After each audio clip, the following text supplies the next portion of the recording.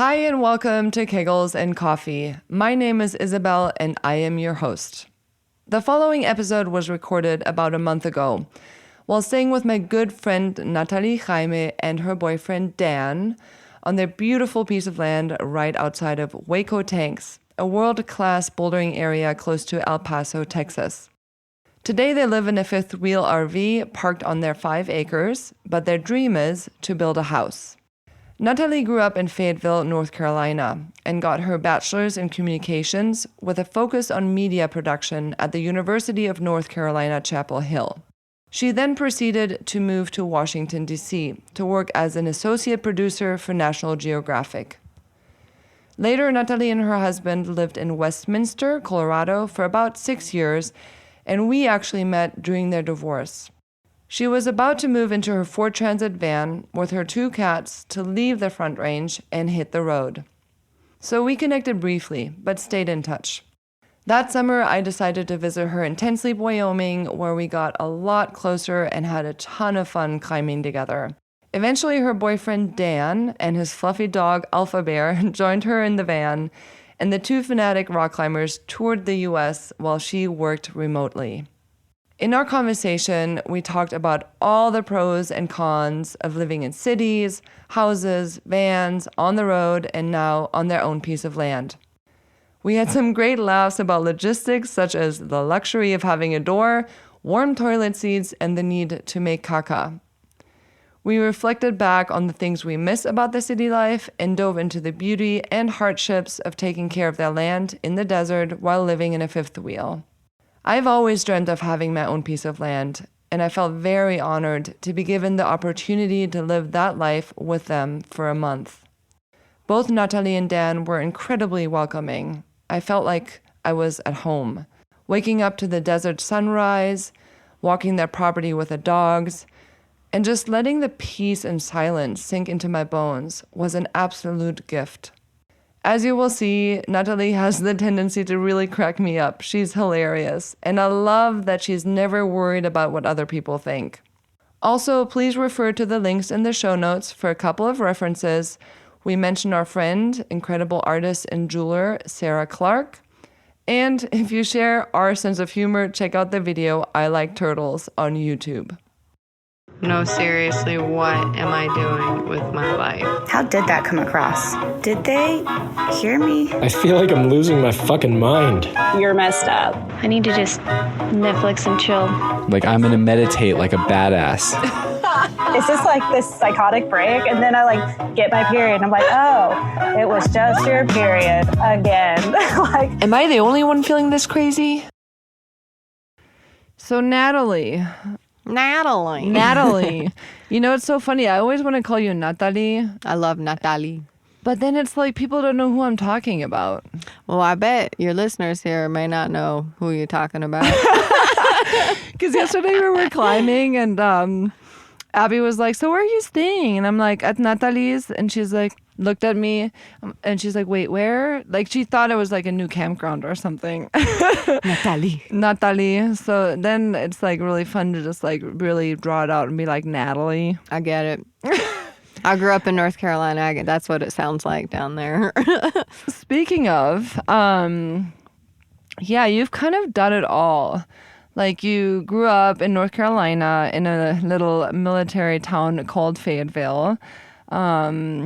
Then you lived in Chapel Hill, in dorms, apartments, things like that. And then you moved to Washington, D.C., where you also lived in several apartments. Mm-hmm.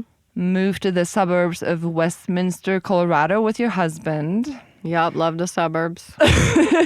Suburban people, love you guys.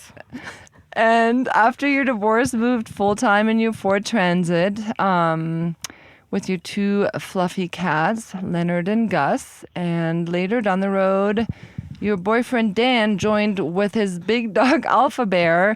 I can't even imagine what that must have felt like. Yeah, because I really do think our van was a little smaller than the one we're sitting in. Oh, it was a different one? Well, yours is taller, for sure. But I think it's the same length. Yeah, I guess when there's 2 cats and a dog and 2 people, it seems a little smaller. But yes, you're right. We did that together. You did do that too. So yeah, for me, it's like you're one of those people that I look at. I'm like, man, she's done it all, and I can't wait to like dive into just some of the experiences and pros and cons, and you know how everything kind of came full circle, because today we're sitting on a 5-acre piece of land that you purchased a couple years ago, right outside of Waco Tangs and El Paso. Yeah, and I'm excited to share with our listeners, how it all kind of like little by little came together. So I want to start actually with the urban aspect, like Washington, D.C. You know, I've actually never been. But what are some of the things that you miss the most? And I'm sure that you wouldn't want to live in a city now, but like, tell me a little bit about that. Yeah, I mean, 100% I never want to live in a city again, ever. However, back then in my early 20s, also before rock climbing, I absolutely loved that city as a city in the sense that the buildings aren't as tall as New York City. So you feel like there's like more open space. Nice. Not hating on New York City, all you guys, but it was just, I don't know, there's more trees. It's, when you're in your early 20s and you're really into going out and riding your bike everywhere, which I absolutely loved. Commuting by bike, I would cross the Roslyn Bridge, ride my bike to work, probably stunk up the office in the summertime. And I guess I miss the smells. I loved the smells as you're riding your bike, commuting to work of Georgetown. And almost like that adrenaline rush of, you know, avoiding taxi doors and cars. Don't die. I did wear a helmet. But, you know, it's funny. I guess I don't miss too much because I'm not there now. Yeah. But yeah, that's a good sign. Well, it's interesting because, you know, one of the things I was just thinking about is that the van life is kind of the contrary, because especially fast climbers, but in general, I feel like if you're living in a van, you're not going to be hanging out much in the city because it's like really not nice. Like it's loud, it's kind of unsafe. You never know where to park. And we end up in places like BLM land or campsites and climbing areas, or, you know, lucky me on a 5-acre piece of land in like Waco, you know? So it's like, and that's also the beauty of van life, right? Like you're just like, oh, don't want to do this anymore, moving over here. yeah. Like I guess like what are some of the favorite parts of that? I'm actually curious now, like talking the contrary of the van life. So you're saying like favorite parts of just being in the van? Yeah. First and foremost, not paying rent. Oh my God, yes. Or a mortgage, unless you're making those car payments. I hear you. But, you know, you're saving money. You're learning to simplify your life, your belongings. I only need 2 spoons. I don't need 20 spoons. Amen. I love that freedom of leaving somewhere whenever you want or staying as long as you want. We're talking about the benefits right now, right? Yeah, we'll get into the other ones. But Okay. yes, right now just talking about the things and maybe even like fond memories or just like that kind of like the things that you I think loved. being able to see people, see friends, see family pretty much whenever you want, you know, as you're making your way across the country, following the weather patterns, I'm a climber, so obviously following, you know, fall in the Southeast and winter in Waco and summers in Wyoming. It's nice during those times when you're on the road, you meet people who are in that same, I don't know.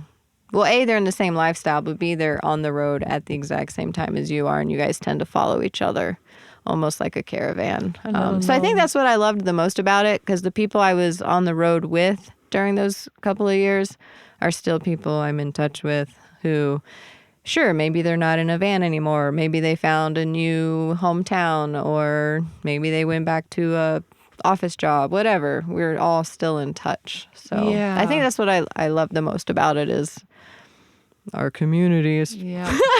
The community. Yeah, that's so funny. I was talking about van life with a couple of other friends in Rifle last summer, and that was definitely some of the things, maybe the first thing that came up from my friend Elliot especially. He's like, there is a community, and it feels like you're outside roommates in some ways, right? Like this family structure, like a nomad life that you're sharing together, and you understand each other's struggles and like needs, or like are there for each other. If one person has something going on, you can like help them jump the car. It's like you don't feel alone, especially not in the climbing community. Yeah. Yeah, absolutely.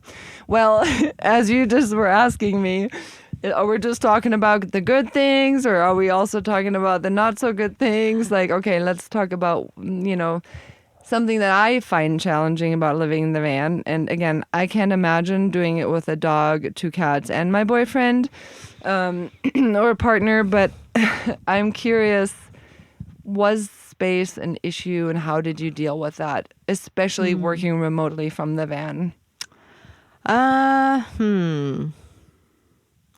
Space can be an issue.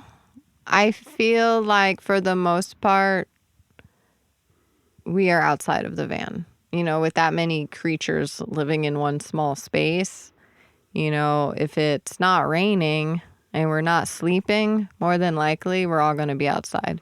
Yeah. Although if we go climbing, the cats generally would stay in the van and the dog would come with us. But space-wise, yeah, I guess I've never really minded the really tiny spaces. And I think over the years, working from home for the last, I don't know, almost 5 years, I'm pretty adaptable. Like, it can be a pain in the ass sometimes. But I can work in the driver's seat if needed with the steering wheel in my face, or I can work in the passenger seat, swiveled around using a table, or I can lay in the bed, or because my partner, he sleeps later than I do, I would set up a table outside of the van and I'd work outside. Yeah. So I think, I don't know, it can be really challenging. So you have to be adaptable. I don't know. Yeah, I really love what you said about actually that you have a lot of space, because I remember last winter we were in the van for a few months. My husband, Pata, and I in the Vegas area, and for a few days we were up in BLM land. Before you enter the VRG on the other side, there's like Casablanca, which is one of the huge casinos. Oh, yeah. It's so funny. Did you go there? Yes, because they had like 99-cent hot dogs. Wow. I thought you were going to say because they have hot showers. No, we did. We Priorities. We used their hot showers also, and it was COVID time, so everything was empty. It was pretty cool in that So sense. you got hot dogs and showers? Yeah, we did. Pata actually had to like announce to his friends, don't forget to get those 99-cent hot dogs. I think they raised the prices later, but I would wake up in the morning, we would be up there in this BLM land, like gorgeous views, right? And just like, open the sliding door, no one there. I mean, it's like that is your backyard when you live in the van. And like you said, when the weather is nice, then you have actually more space. It's like you have this whole world. That was one of the benefits I don't think I mentioned is the scenery. Yeah, the scenery. Yeah. The scenery, and it's always changing. Which I guess we should probably clarify, because there are people that live in vans full time in cities, which I bless you. I can't imagine doing that, but being on the road, traveling in a van, the scenery is one of the highlights. I agree. Yeah, the drive down here from Lafayette was incredible. I sent you photos of that sunset. I was like, oh my God. I was going to say until you got to Montana Avenue, where it's like junkyards and strip clubs and fucking, what is that, drive-through porn theater or something? And like trash bags everywhere. Yeah, that part's not so glamorous. No, but that's part of the whole thing, the experience, like being down here for the first time. Like, it's so cool. Yeah, talking about shit going sideways. One of the things that I always, think about is like if my motor broke down and I don't have my home because my home is in the mechanic.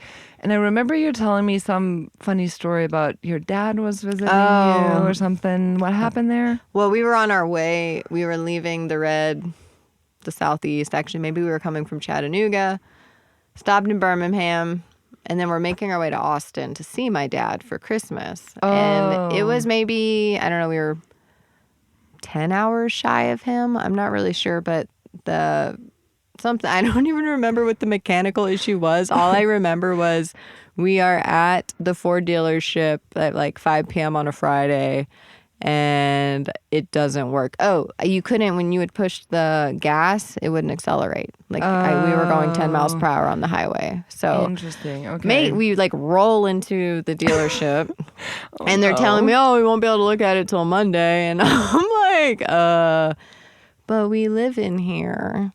Anyways, maybe I cried. I don't know. But somehow they decided, okay, we'll look at it. And so, but because I've been to other dealerships before where I just leave the cats in the van. It's not a big deal.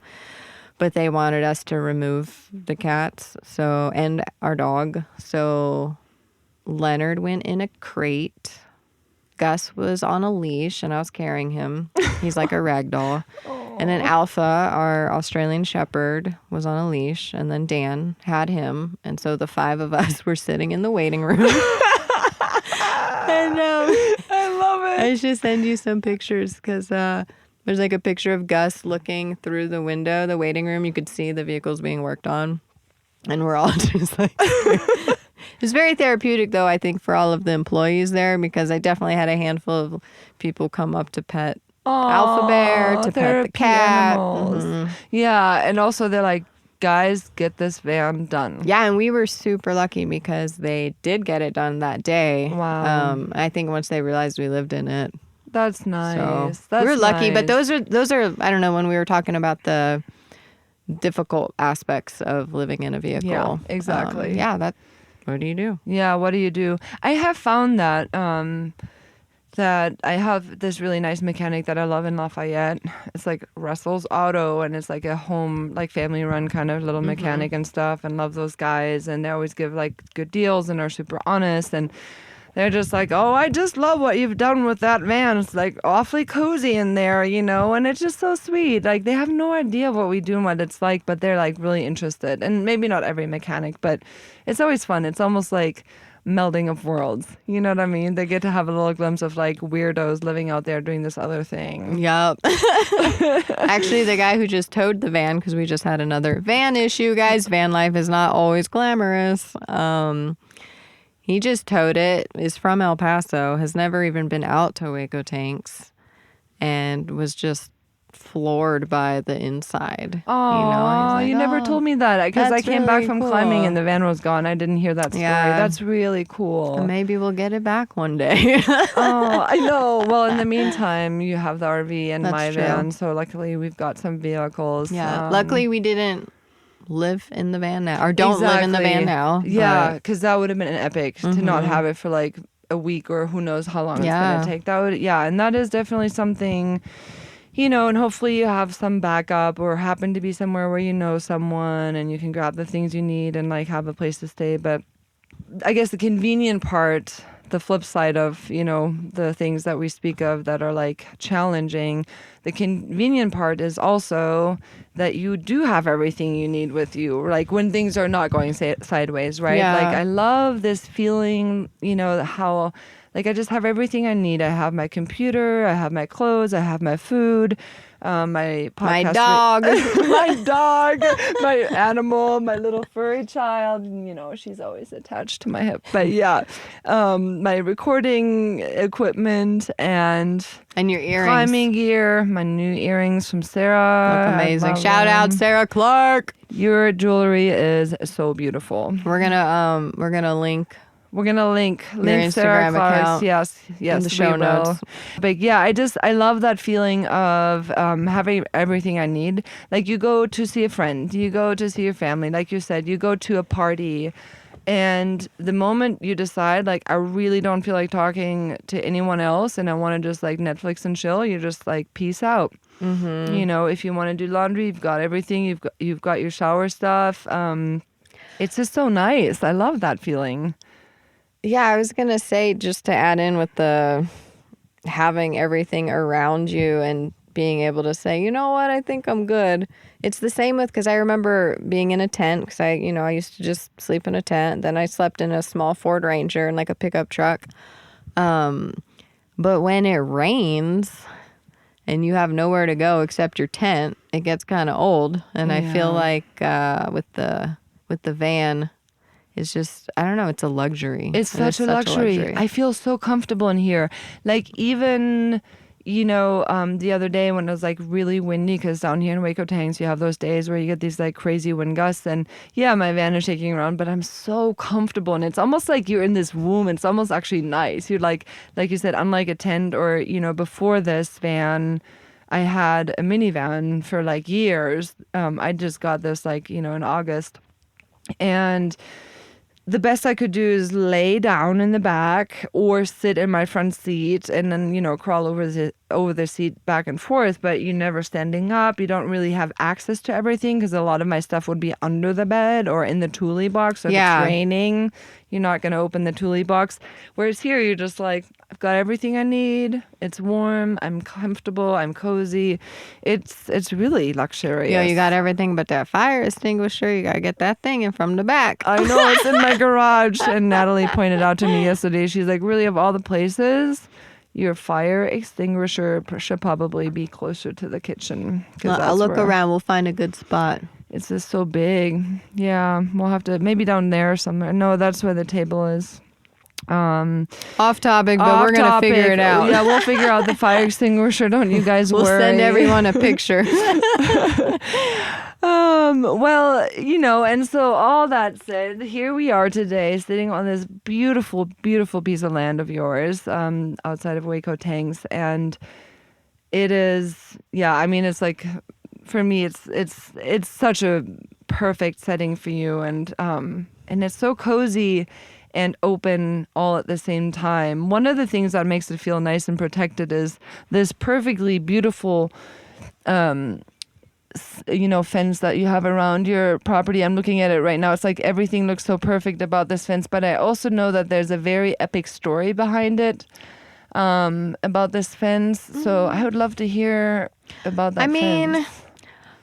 Maybe the story's not epic, but I don't know, putting it together in the summer is epic, like building it right now during the climbing season when everyone's here and, the weather's so great, probably wouldn't have been as epic. But doing this in the summertime heat. What month was it? June, July. So like how hot are we talking? Anywhere from like 100 degrees to 109. Yeah. Which for the record, it's pretty... we'd been in a drought for a couple of years. Like normally we have these monsoon rains in the summertime, and that summer there was no rain, and it was just brutal. And my partner did most of it. He would come out 5 days a week. I'd come out 2 or 3 days a week, but I was also working and in school. And how many days or weeks did it take? Honestly, it's hard to tell. Maybe 6 weeks, but I don't know. I couldn't tell you if that was 8 hours a day or what. But if you guys have money to build a fence and hire someone, I would just recommend hiring someone. Yeah, that's good advice. Yeah, I would also for all the Euros, because even after living in America for quite some time, I still can't sense, feel, or relate to Fahrenheit. I just can't. Yeah. So I'm always translating it. I feel kind of idiotic. But we're talking about 40, 42 Celsius. In Celsius, yeah. okay. So just for those who have a little more relationship to that. It was... it's pretty hot. Look, there's chickens out there. I know they're really wanting to come into the van. Maybe we should interview them. Yeah. What do you guys think about this fence? No, I really, really, really love... we were regretting it a few weeks in, thinking, what did we get into? But we were super, super lucky. We had a wonderful friend named Dean out here, old cowboy who's lived out here for a long time, who really helped us put it together. But yeah, it's not work for... I don't know. You got to get your hands dirty. You got to blood, sweat, and tear. Mm-hmm. Blood, sweat, and tears. Yeah, if you can afford it, have it done. I know. And especially on 5 acres. But I will say it makes the property feel very different. You know, I mean, aside from the fact you had to do it, you have animals, it's safer, all the reasons, but it also just feels cool. Like you open a gate to drive in, you've got your little own gate, you know, it's like this whole process. I really love it. No, I'm happy we did it. I mean, in the moment I was crying and unhappy and regretting my choices, but there's no regret. That's like what happens with hard transitions in life. They're hard on you, they're hard on your relationship, they're hard on you physically. I mean, and then you get through it and you're like proud and obviously happy and obviously also like just living the benefits of it and, you know. Yeah.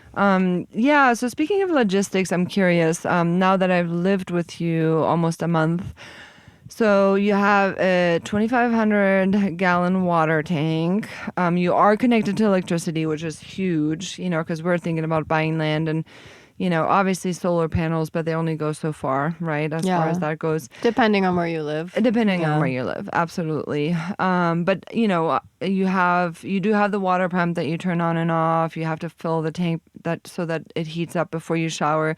The logistics of, and I want to just reiterate, you're now living in an RV. In a fifth wheel, to be exact. Wheel. Okay, fifth wheel. It has like those pull-out sides. It's really quite spacious, in my opinion, coming from a van. But yeah, did it take some getting used to what it takes to live in that and like the logistics and learning them all, or? 100%, yes. Because I didn't grow up in one of those families that would take an RV to... Right. I don't know, Wyoming for the summer or something. RVs were completely foreign to me, and we bought an RV that's about 20 years old. It's like 31 feet. With the slide outs, I think it's 12 feet wide when they're out, and they're always out because it's a really old RV that we don't move. So that's a difference. Some people maybe travel with, you know, bumper pulls or fifth wheels because they own a vehicle that can tow it. I don't. So this is just stationary on the property.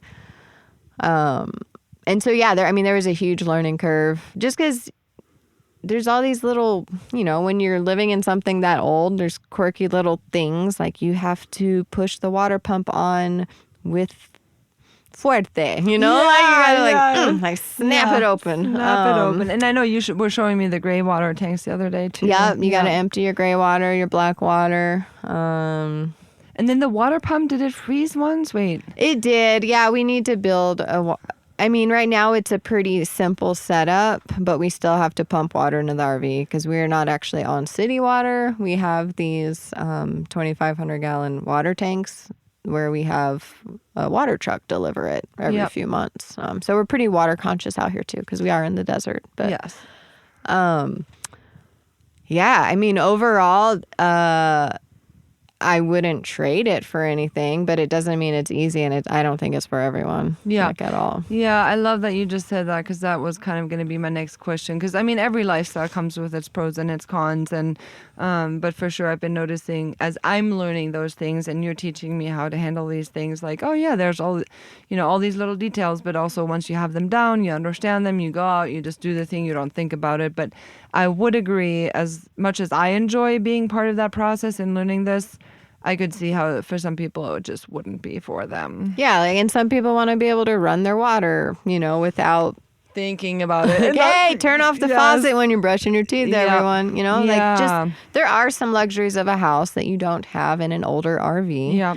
But again, pros and cons, right? The pros are we're out here and look at our view. I know, incredible. I do agree with that. That is one of the things I really appreciate about living in the van, how much I've learned to conserve water when I do dishes, when I brush my teeth, when I have a, fairly decent water tank. But yeah, I mean, if I use it generously, I have to fill it once a week. And, it's like, yeah, really. And also just wasting water. Like when you live in a house, sometimes you just open the faucet and it's like, shh. And you're just sitting there talking, putting some plates in there. When I hear that sound now at other people's houses, I'm like, oh, turn off the water. I know. It's true. After living in the van for months and I came back, I was like, all of it just seems so wasteful. And I know a long shower is very luxurious. I love it. It feels so good. And also a hot bath, which is such a waste of water because you're filling this huge Or tub, it's not because you smell bad.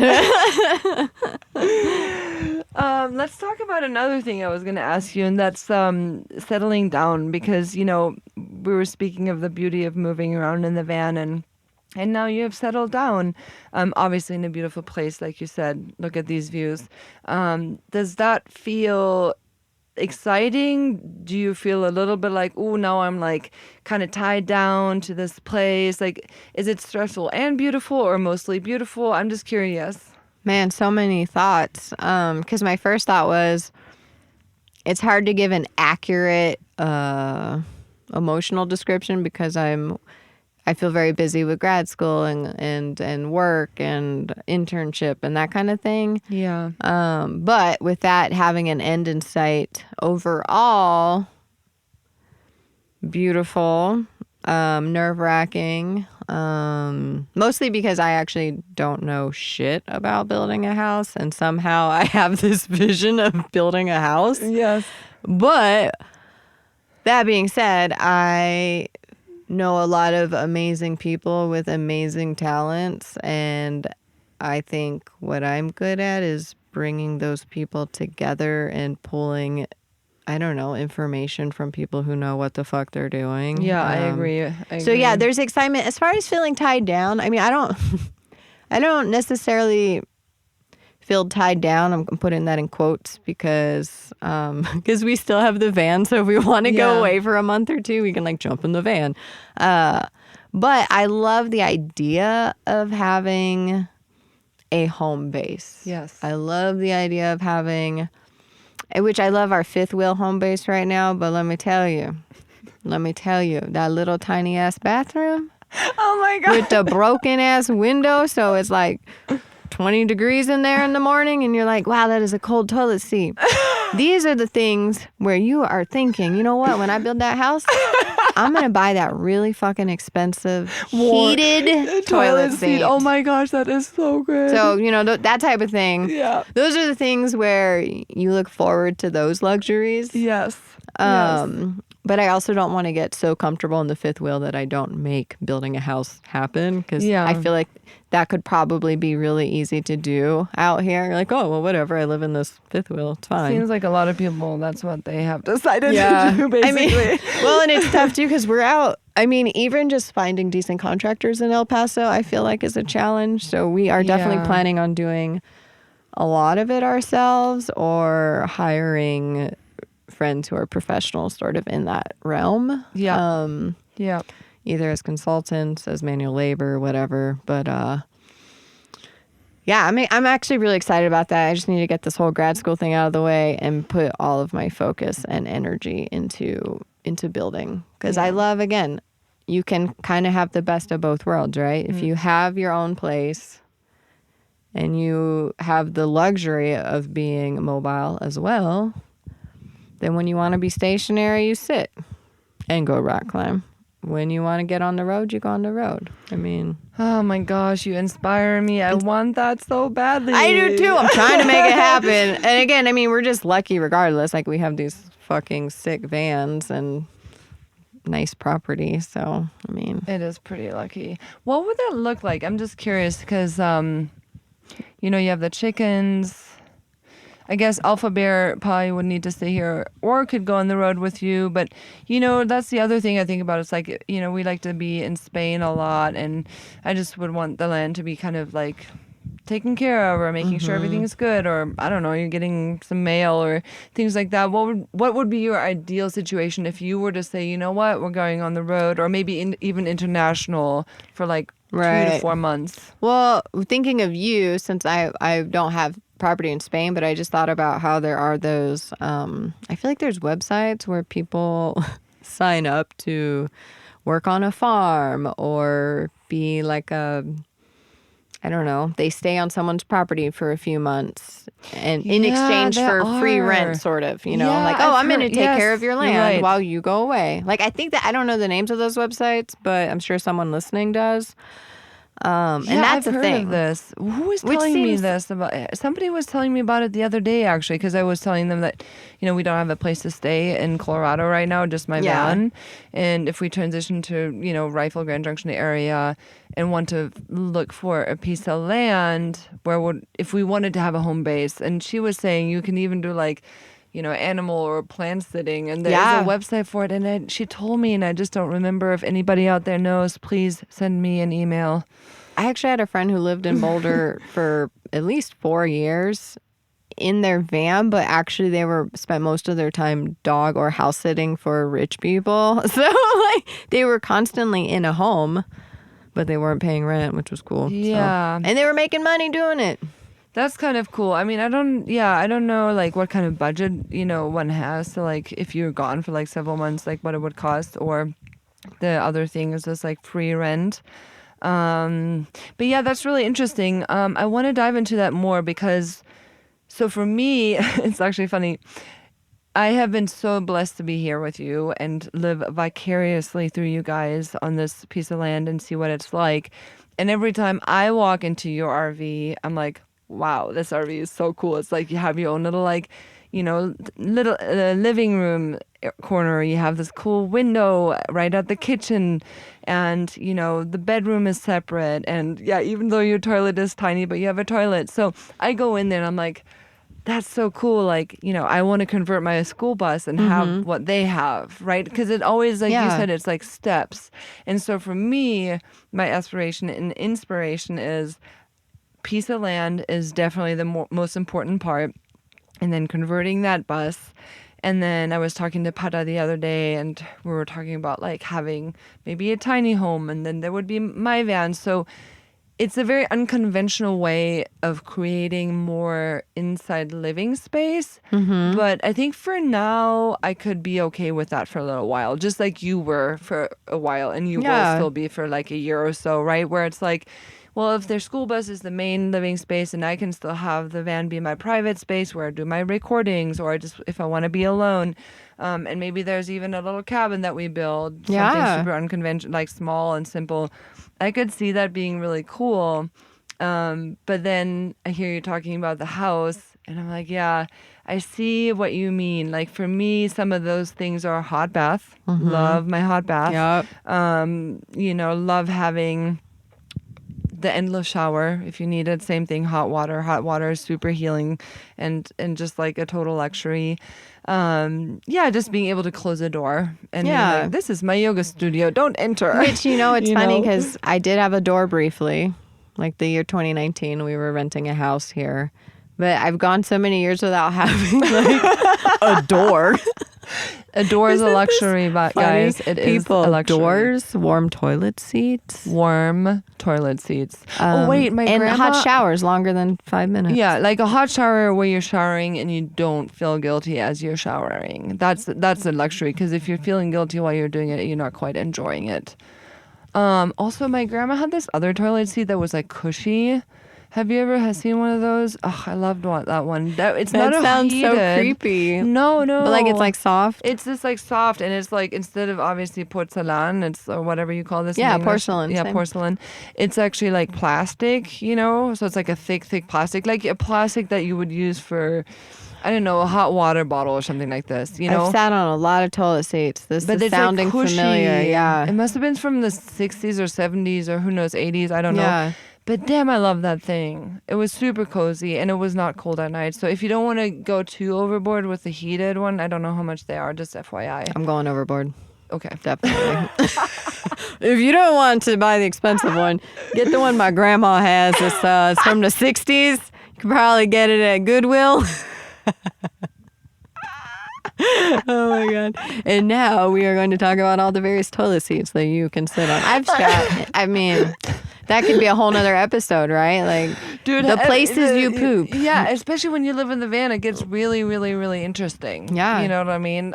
You should find a full-time van lifer to interview about just pooping. Just pooping. I mean, that is definitely a thing. It is definitely one of the, sometimes you're like in a great setup. You're like, you have an outside toilet somewhere, or you're at a campsite, or like in my case, you let me use your bathroom. And sometimes it's epic. Like I remember last winter, Pata and I were sleeping at Colette's, where she was living in a house, and we were in the street. And I woke up. It just happens every once in a while where you wake up early, and you have to go immediately. Like usually it's like you've got a little bit of time, and like.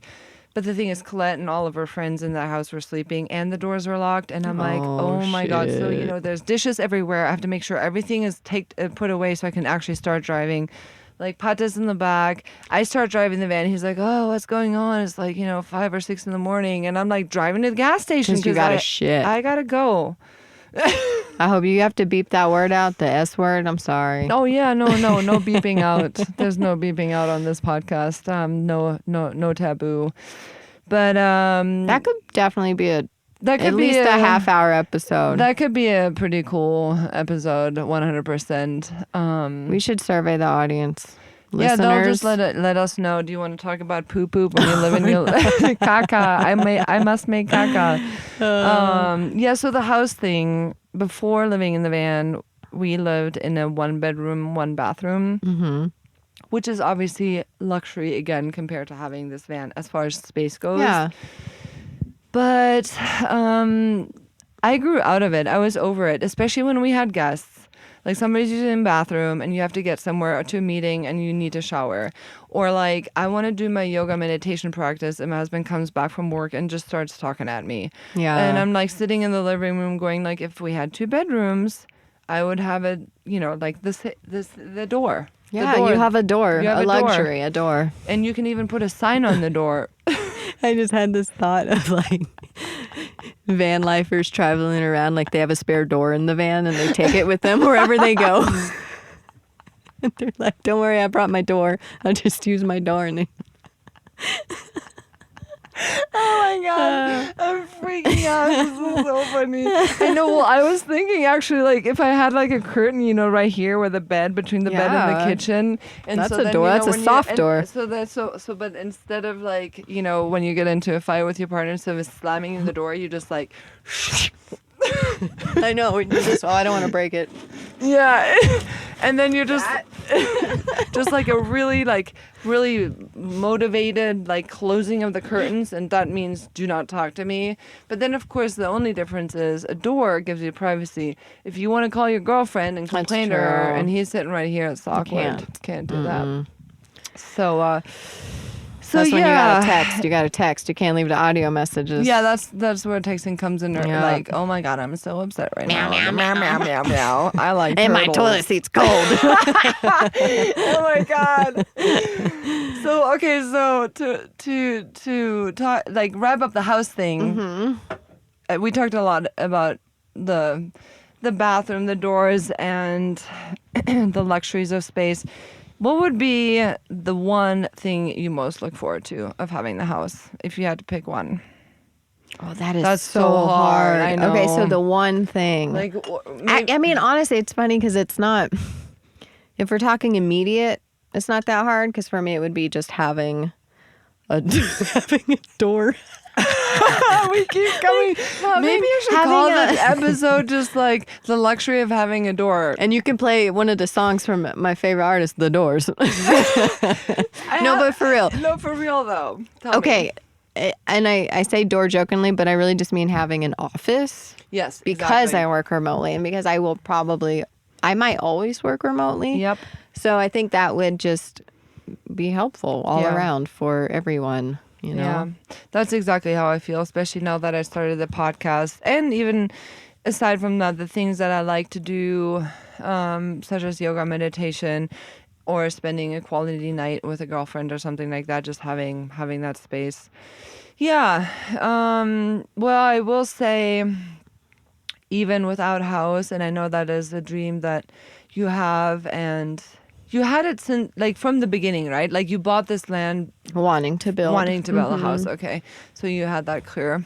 Well, I will say, even without house, this place is absolutely precious. I mean, I can only dream of, this lifestyle, and I feel incredibly honored because I also understand that living close to, Waco Tanks, this world-class climbing area that there must be a little bit of boundary setting that is asked for when, people are like, oh, I'm going to hang out with Natalie. Because you have a lot of friends. Like you said, you have been living on the road. You have a lot of climbing friends. You're part of the community.